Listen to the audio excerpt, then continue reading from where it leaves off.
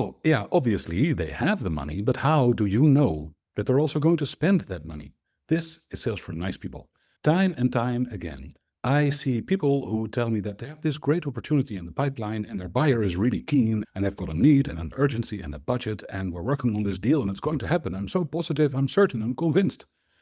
Yeah, but maybe your buyer has the budget, maybe they have the money, maybe they even have an urgency and they really need you. But none of that tells you that they're actually going to spend the money that they have. And there are very, very, very large deals with very large companies that are very well funded that don't land.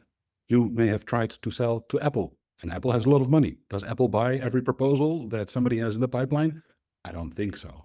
So when you are talking to a buyer and you think that the deal is good because there's money in their bank, then you need to be very careful. Because at that moment, you might actually be in the process of ruining your pipeline and your deals and your sales opportunities because you're looking at advancing a deal that isn't going to happen. You might be working and spending resources and time and even writing a 15-page proposal for a company that just isn't going to buy. Why?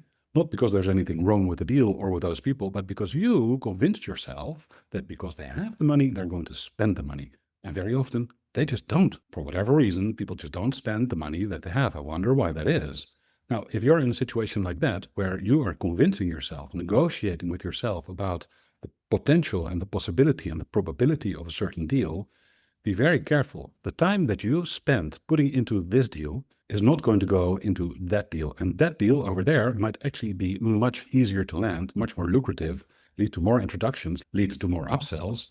And meanwhile, you're foregoing all of that because you're trying to get the deal and the payment from that company which isn't going to spend the money. So are you wearing happy ears? Are you convincing yourself that this deal is so likely? Be careful, because we're all the easiest person to fool. And it's not a good idea to fool yourself. So do some proper thinking and ask yourself, if they have the money, does that also mean that they're going to spend the money? This is Sales for Nice People. If you want to get a short and helpful daily email in your inbox, go to salesfornicepeople.com/sign up. You'll get something short and helpful like this every day. And I will see you tomorrow.